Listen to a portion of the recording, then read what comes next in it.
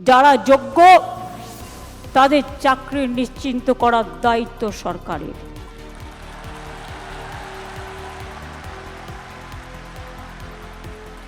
পরিষ্কার বলছি, কোনো রাগঢাক নেই। সুপ্রিম কোর্টের আইন অনুযায়ী করব। কিভাবে করব? যখন কেউ পথ দেখায়, পথের মধ্যেই পথ খুঁজে নেয়। এই যোগ্য টিচারদের চাকরি যাতে কোনোভাবে না যায়। যদি বলে তোমাকে 2 মাসে প্রসেস করতে হবে, আপনাদের তো কেউ চাকরি টার্মিনেট করেনি এখনো পর্যন্ত, করেছে কি? কোনো নোটিশ পেয়েছেন?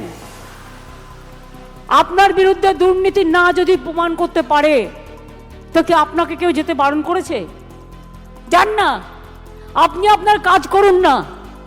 আপনার কাজ কে বারণ করেছে? নিশ্চিন্তে থাকুন, ভরসা রাখুন।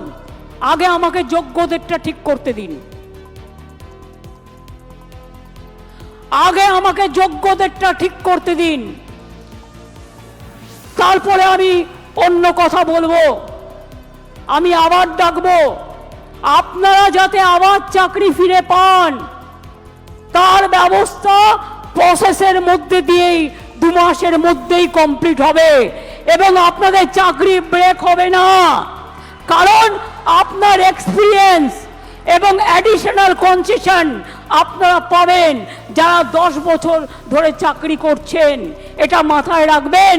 আমি কোর্টকে বলছি না, এটা কোর্টের দোষ নয়, দোষ তো সেই মুখ আর মুখোশদের যারা আপনাদের নিয়ে খেলা করেছে। বাট আমি একটা কথা বলতে চাই, আমি বেঁচে থাকাকালীন যোগ্য প্রার্থীদের কারো চাকরি কেড়ে নিতে দেব না। It is my commitment. আমি সরাসরি চ্যালেঞ্জ করছি। আর এই রায়ের পেছনে কিছু খেলা তো নেই। সেই খেলাটা কে খেলেছেন?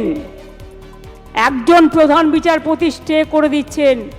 আমরা তো মনে করি আইনের সম্মান একজন যেটা করে, উচ্চ আদালতের সর্বোচ্চ আদালত ন্যায় দেবেন, এটাই আমরা আশা করি।